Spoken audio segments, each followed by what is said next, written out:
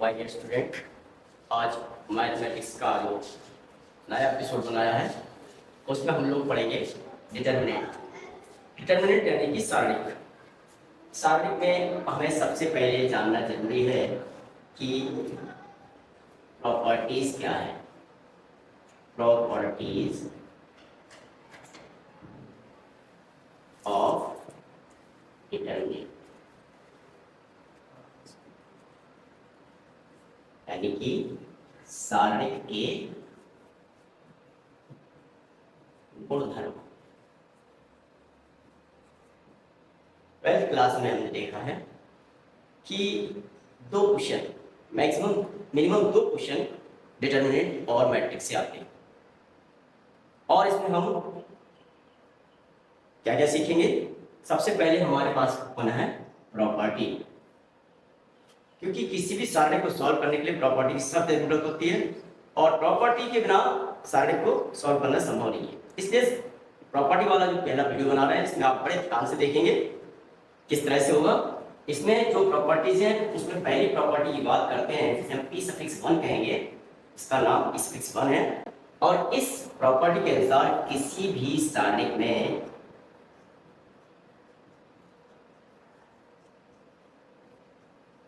यदि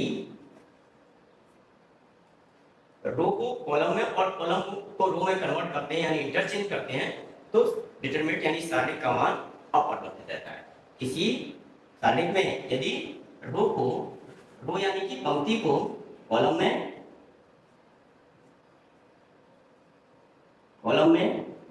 या ये समझ लीजिए उसका ट्रांसपोज करते हैं। क्या करते हैं? ट्रांसपोज करते हैं तो सारणिक का मान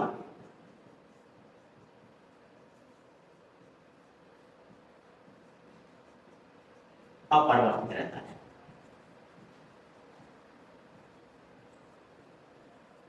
अपरिवर्तित रहने का मतलब है कि दोनों स्थिति में सारणिक का मान समान आता है।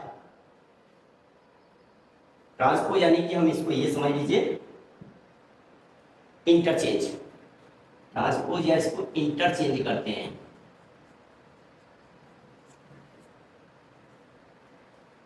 एग्जाम्पल के तौर पे मैं आपको एक सारणिक बताता हूं। डिटरमिनेंट को हम इस तरह से या एक ट्राइंगल से रिप्रेजेंट कर सकते हैं और ये दो पैरेलल लाइंस के बीच में सारी एंट्रीज रखी जाती हैं। ये तो हम जानते हैं कि किसी भी डिटरमिनेंट का ऑर्डर क्या होता है, number of row into number of column को हम उसका ऑर्डर कहते हैं। हमारे पास एक सारणिक है A1 B1 C1 A2 B2 C2 A3 B3 C3। अब इनकी सारणी के अगर हम इसको ट्रांसपोज करते हैं तो हमारे पास एक जो नई सारणी खुलेगी। ट्रांसपोज करने का मतलब रो को कॉलम में कन्वर्ट करना, कॉलम को रो में कन्वर्ट करना। तो हम यहाँ पर कन्वर्ट कर देते हैं। ये पहली रो है, पहला कॉलम बन जाएगा और दूसरी रो है वो दूसरा कॉलम बन जाएगा और तीसरी रो है जो A3 B3 C3 है तीनों। अब अगर हम इसको सिंप्लीफाई करते हैं तो यहाँ देखते हैं A1 के साथ क्या आ रहा है B2 C3 minus C2 B3। समझ रहे ना? A1 के लिए हम जब इसके लिए सॉल्व करते हैं तो ये इसका रो और कॉलम छुपा लेते हैं, ये और ये छुपा लेते हैं।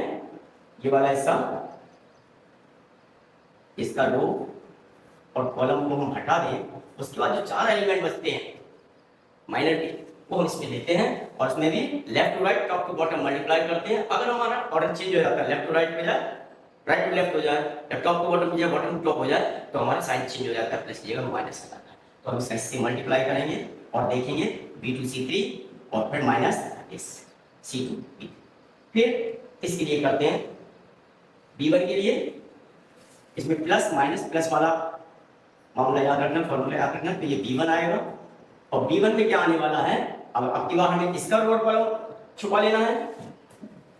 इसका ये कॉलम छुपा लेंगे और इसका ये रो तो है ही छुपा हुआ। अब हमारे पास ये चार एलिमेंट बचते हैं, इनका cross multiply top to bottom left to right वाला formula A2 C3 minus C2 A3। इसी तरह से तीसरा एलिमेंट C1 के लिए सोल्व करेंगे ये प्लस का रहेगा, और जब हम इसका छुपा लेंगे ये पैरेलल और जो परपेंडिकुलर वाला है यानी टॉप टू बॉटम वाला सिस्टम फिर हमारा काम करेगा। इसमें बचेगा a2 b3 a3 b3। तो हम इसमें क्रॉस मल्टीप्लाई करते हैं तो हमें मिलता है a2 b3 minus b2 a3, और हम उसको सिंप्लीफाई करते हैं तो हमारे पास a1 b2 c3 minus a1 c2 b3 minus b1 a2 c3 minus minus plus हो जाएगा b1 c2 a3 plus c1 a2 b3 और माइनस का c1 b2 a3 होता है। अब हम अगर इसको सिंप्लीफाई करते हैं तो हम देखते हैं दोनों की वैल्यू बराबर आ रही है। अब फिर वही करते हैं, इसके लिए सॉल्व करेंगे तो a1 और क्रॉस मल्टीप्लाई इसका इससे तो पहला वाला हिस्सा तो वैसे ही आने वाला है b2 c3 minus b3 c2 फिर इसके लिए सॉल्व करेंगे तो माइनस आएगा बीच वाला, और फिर हमारे पास इसका ये छुप जाएगा तो क्या बचने वाला है, ये 4 b1 c3 एक के लिए सॉल्व करेंगे तो b1 c3 minus c3 b1 b3 c1, और तीसरा एलिमेंट हमारे पास a3 है। a3 के लिए सॉल्व करते हैं प्लस a3 लेते हैं तो हमारे पास बचता है ये b1 b2 c1 c2 और cross multiply top to bottom करते हैं तो b1 c2 minus b2 c1 मिलता है, और हम इसको भी एक्सपेंड करके हम देखते हैं तो हमारा अगर सेम टू सेम आंसर आ रहा है तो इसका मतलब होगा कि वो आंसर रहेगा। देखें a1 b2 c3 minus a1 b3 c2 minus यहाँ से a2 b1 c3 minus a2 b3 c1 plus a3 b1 c2 minus a3 b2 c1। अब देखते हैं दोनों को मैच करते हैं। हमारा पहला एलिमेंट है a1 b2, ये वाला a1 b2 c3 यहाँ पे देखिए इससे मैच कर रहा है। फिर हमारा दूसरा a1 b3 c2 a1 b3 c2 देखिए ये, और माइनस का यहाँ भी है, ये भी माइनस का है, ये इसका भी मैच कर गए। यहाँ आते हैं नेक्स्ट वाले में, यहाँ b1 a2 c3 है और यहाँ b1 a2 c3 यहाँ पर कहाँ पर है b1 a2 c3 b1 a2 c3 ये वाला हिस्सा इससे मैच कर रहा है। तो हम देखेंगे सारे जितने भी टर्म हैं मैच करते हैं और इससे ये रिजल्ट निकलता है कि determinant of this is equal to determinant of this value. तो हमारा पहला वाला प्रॉपर्टी यहाँ ध्यान रखें, हम किसी भी डिटरमिनेंट को इंटरचेंज कर देते हैं रो से कॉलम में, कॉलम से रो में, यानी ट्रांसपोज कर देते हैं एक तरह से कह रहे हैं, तब भी हमारा वैल्यू अपरिवर्तित रहता है। इसके बाद बात करते हैं हम P2 प्रॉपर्टी नंबर 2 की। P2 जो प्रॉपर्टी है इसको बड़े ध्यान समझने की जरूरत है, क्योंकि इसमें क्या है, किसी सारणिक में अब हमें पूरा इंटरचेंज नहीं करना है, सिर्फ 2 रो यानी 2 रोज और कॉलम, यानी कोई भी 2 पंक्तियां और 2 कॉलम को आपस में इंटरचेंज करना है। किसी भी सारणिक में किन्हीं 2 पंक्तियों या स्तंभ, कॉलम का मतलब स्तंभ, स्तंभों को परस्पर बदल दिया जाए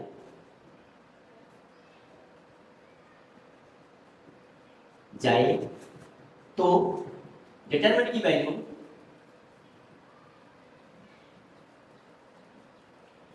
माइनस टाइम्स आ जाता है,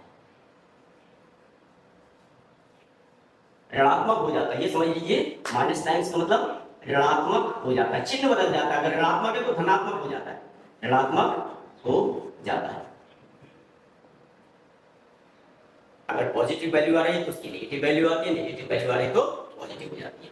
एग्जाम्पल के तौर पर हम एक डिटरमिनेंट लेते हैं, यहाँ पर अब की बार हम नंबर्स लेंगे, छोटे छोटे नंबर 1 2 3 2 5 6 और 1 2 5।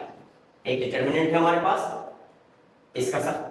अब हमने इसको ट्रांसपोज कर दिया, इसमें से जो नया डिटरमिनेंट बनाया हमने सेकंड, ठीक है, इसमें डैश लगा देते हैं हम, इससे मालूम पड़ जाए दूसरा डिटरमिनेंट है। और इस डिटरमिनेंट में हम वही करेंगे जो हमारे रूल में लिखा है, हम दो कॉलम या दो रो को आपस में इंटरचेंज कर देते हैं और देखते हैं फिर दोनों की वैल्यूज में क्या अंतर आता है। जैसे हमने ये पहला कॉलम है, ये दूसरा कॉलम है, ये तीसरा कॉलम है, हम इन कॉलमों को आपस में इंटरचेंज कर देते हैं। सेकंड कॉलम को फर्स्ट कॉलम की तरह लाते हैं, ये समझ लीजिए हम इस तरह से करने वाले हैं, C2 को C1 की जगह चेंज कर दिया, इसको इसकी जगह और इसको इसकी जगह। तो हमारा C2 अब यहाँ आ जाएगा 2 5 6 और C1 यहाँ पहुंच जाएगा 1 2 3 और ये अपनी जगह ही रहा।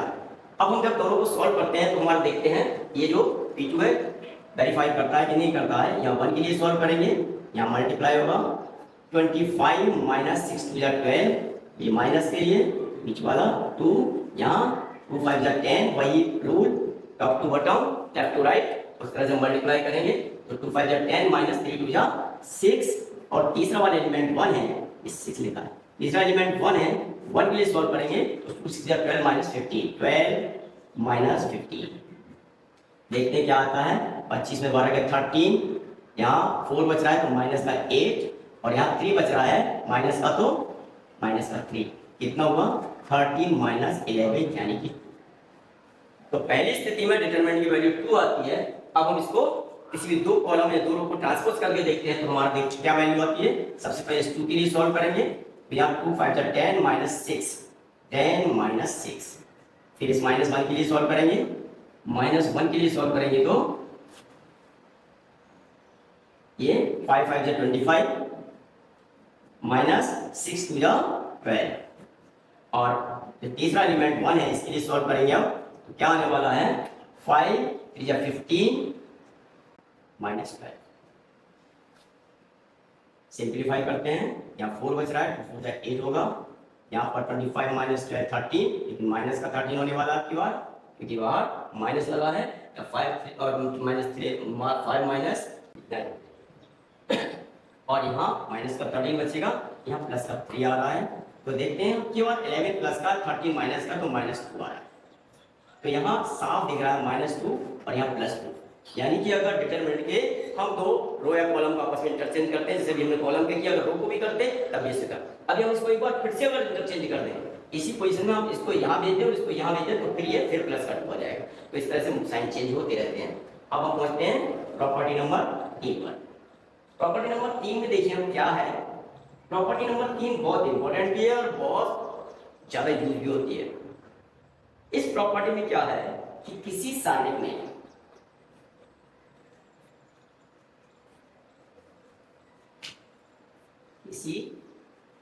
में यदि कोई दो पंक्तियां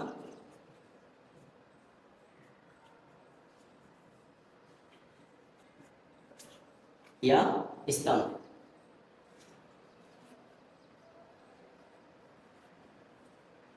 दो पंक्तियां या स्तंभ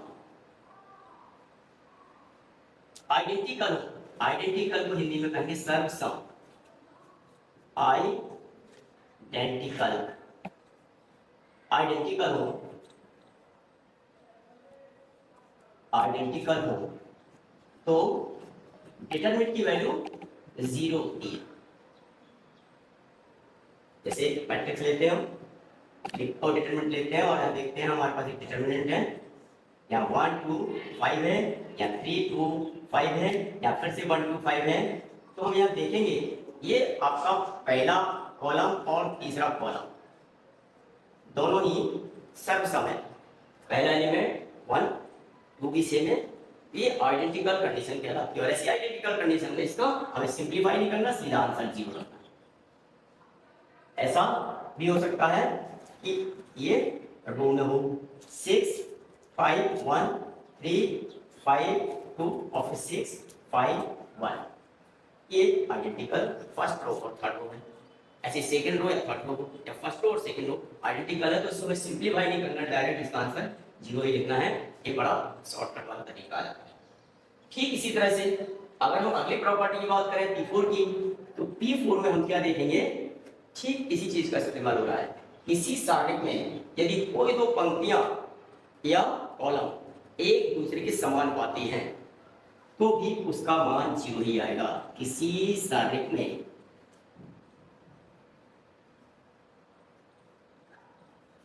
यदि दो पंक्तियां या स्तंभ समानुपाती है। समानुपाती यानी कि प्रोपोर्शनल। समानुपाती मीन्स प्रोपोर्शनल। प्रोपोर्शनल है तो भी डिटरमिनेंट की वैल्यू 0 होने वाली है। एग्जाम्पल के तौर पर हम यहाँ देखिए कि हमारे पास डिटरमिनेंट है, यहाँ पर है A1, A2, A3 और दूसरी रो है हमारा A1, A2, A3 और तीसरी रो है C1, C2, C3। तो यहाँ देखिए फर्स्ट रो और सेकेंड रो, रो नंबर 1 और रो नंबर 2 दोनों ही एक दूसरे के समानुपाती यानी प्रोपोर्शनल है। यानी कि R1 जो है ना वो K टाइम्स है R2 के, R2 के K टाइम्स है, यानी R2 में अगर K का मल्टीप्लाई करते तो हमें R1 मिलता है। तो ऐसी स्थिति में भी हम इस डिटरमिनेंट की वैल्यू सीधी सीधी क्या रखेंगे 0। हमें सिंप्लीफाई करने की जरूरत नहीं है। एक और प्रॉपर्टी की बात करते हैं जो नेक्स्ट प्रॉपर्टी है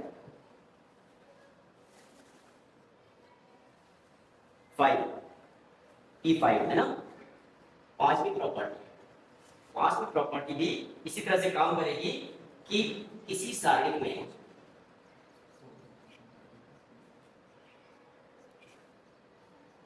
में यदि किसी एक पंक्ति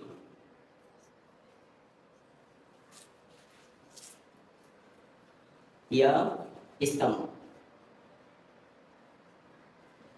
के सभी अवयव जितनी भी एंट्री है उस रो या कॉलम में वो सबके सब शून्य हैं, तो भी डिटरमिनेंट की वैल्यू 0 ही रहेगी। यानी अगर आपके पास एक डिटरमिनेंट है और उसमें एक कोई कॉलम या रो, ये तीनों एलिमेंट यानी पूरा रो या कॉलम सब एलिमेंट 0 हैं, शून्य हैं, ऐसी स्थिति में उसका कोई भी वैल्यू नहीं निकलेगी, उसका आंसर सीधा सा 0 ही होगा, चाहे वो पहला रो हो, दूसरा रो हो या तीसरा, या पहला कॉलम दूसरा कॉलम तीसरा कॉलम। एक और लास्ट प्रॉपर्टी की बात करते हैं हम कि यदि किसी सारणी में किसी एक रो या कॉलम के जो एलिमेंट है वो 2 या 2 से ज्यादा नंबरों का योग है, सम है, तो हम उसे किस तरह से एक्सपेंड करके लिखेंगे। हमारे पास एक डिटरमिनेंट है, हम यहाँ पे एग्जाम्पल दिखाते हैं। पहले हमारे पास यहाँ एक डिटरमिनेंट है, यहाँ पर है x plus lambda, y plus lambda, z plus lambda, a b c x n p r। यहाँ पर हम देखेंगे उसका पहला रो है, इसमें 2 एलिमेंट का सम है आपस में, और इसमें भी आइडेंटिकल जरूर नहीं हो, यहाँ पे हम 1 2 3 भी रख सकते हैं। तो अलग अलग इसको जब हम एक्सपेंड करेंगे तो हम इसको सिंप्लीफाई करते वक्त इसके 2 हिस्से हो जाएंगे। एक हमारा जो x y z के साथ बनेगा, जबकि हमारे दूसरा रो सेकंड कॉलम वैसे का वैसा, दूसरा रो तीसरा रो वैसे का वैसा रहेगा, और प्लस करके जो दूसरा वाला एलिमेंट है उसके साथ फिर बनेगा दूसरा एलिमेंट, इसमें जैसे लैम्डा 1 है, इसमें लैम्डा 2, इसमें लैम्डा 3 है, तो ये हमारा पहला रो बन जाएगा लैम्डा 1 लैम्डा 2 लैम्डा 3, और यहाँ पर a b c p q और r। अब हम इन दोनों डिटरमिनेंट को सॉल्व करते हैं, तब हमारे पास इसी के बराबर वैल्यू मिलेगी। तो हमें ये करना, प्रॉपर्टी का इस्तेमाल करके हमें जब हम सिंप्लीफाई करते हैं तो हमारे डिटरमिनेंट बहुत आसान होता है। इसके बाद हम एक चीज और बताने वाले हैं आपको, डिटरमिनेंट में माइनर और कोफैक्टर। किसी भी डिटरमिनेंट का माइनर और कोफैक्टर कैसे निकालते हैं। हमारे पास एक डिटरमिनेंट है, हम दोनों चीज एक छोटे से एग्जांपल से बताते हैं। एक डिटरमिनेंट ले लेते हैं 3 क्रॉस 3 का, 2 क्रॉस 2 हो या 3 क्रॉस 3 हो या 4 क्रॉस 4 हो, सबके लिए हमारे पास। लेकिन आपके कोर्स में मोस्टली 2 क्रॉस 2 या 3 क्रॉस 3 यानी 3 कॉलम 3 रो वाले ही डिटरमिनेंट इस्तेमाल होंगे। तो एक हम डिटरमिनेंट लेते हैं, इसमें हम एलिमेंट ले लेते हैं 1 2 3 3 5 6 2 4 1, कोई से भी डिटरमिनेंट ले लेते हैं। सबसे पहले देखेंगे माइनर इसका कैसे निकालते हैं। माइनर यानी पहला एलिमेंट M11 M11 का मतलब है minor of first row first column. ये पहला वाला जो 1 है ये नंबर ऑफ रो बताता है और दूसरा वाला है ये नंबर ऑफ कॉलम बताता है। पहला पंक्ति दूसरा स्तंभ। तो M11 का मतलब है हमने बड़े आराम से इसमें इस एलिमेंट की बात हो रही है इसके हमें माइनर निकालना है इस एलिमेंट के रिस्पेक्ट में। तो हम फिर वही करेंगे, इसका कॉलम और रो को छुपा लेंगे। जब रो और कॉलम छुप जाएगा तो हमारे पास ये 4 एलिमेंट बचेंगे। कौन कौन से? 5 6 4 1। और फिर वही top to bottom left to right multiply करके सब्ट्रैक्ट करके हम निकालेंगे।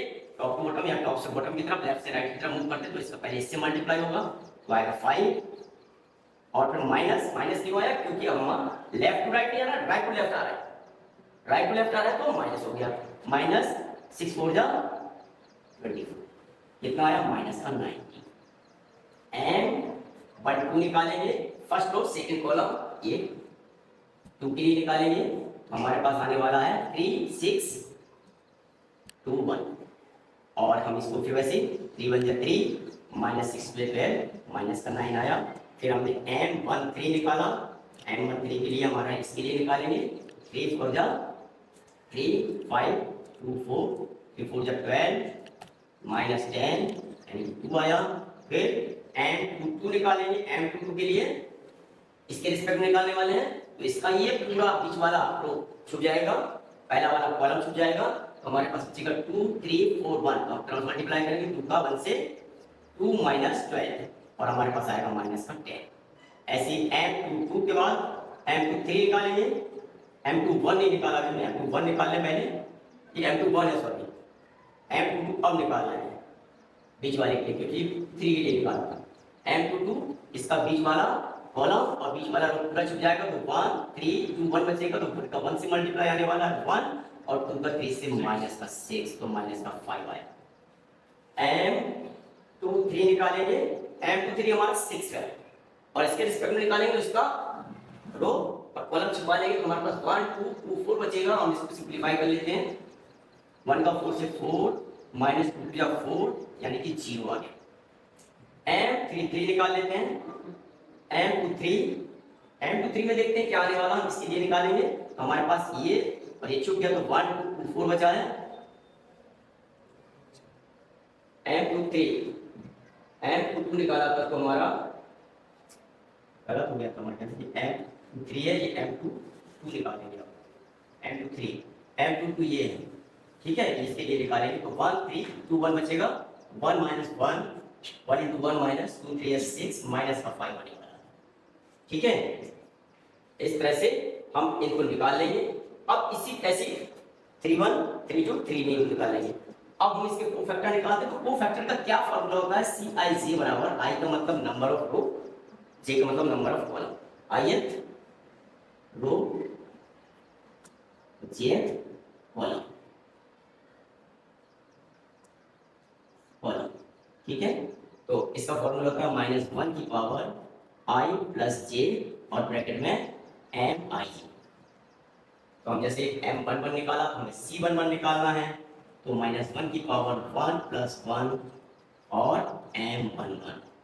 तो यहाँ पर -1 की पावर इवन है प्लस का आने वाला है और M11 की वैल्यू -19 आई थी तो -19 हमारा आ गया C11। C12 निकालना चाहें तो C12 भी -1 की पावर 1 प्लस 2 और यहाँ पर C1 M12 और M12 की वैल्यू ये देखिए माइनस और ऑड पावर है तो नेगेटिव हो गया माइनस का और 1 2 M12 का 9 आया था माइनस का तो माइनस का 9 तो ये दोनों मिलकर कितना हो गया प्लस का 9। ऐसे ही हम C13 C21 C23 C31 C32 और C33 निकालेंगे और इसको हम एक मैट्रिक्स में रख देंगे, एक डिटरमिनेंट में रख देंगे इस तरह से। जैसे ये हमारी वैल्यू है मैट्रिक्स डिटरमिनेंट ऑफ कोफैक्टर तो हमारे पास कोफैक्टर का जो डिटरमिनेंट बनेगा उस तरह से हम इसे लिख देंगे और ये हमारे जो डिफरेंट पॉइंट्स आएंगे ये हमारा तरीका हो जाएगा निकालने। तो अगर आपने इसको अच्छी तरह से सीखा है तो बहुत अच्छी बात है। अगले एपिसोड में हम लोग क्या देखने वाले हैं? एक्सरसाइज को कैसे सॉल्व करेंगे, एनसीईआरटी की हम जो सेकेंड एक्सरसाइज है उसको हम इन प्रॉपर्टी का यूज करके सॉल्व करेंगे।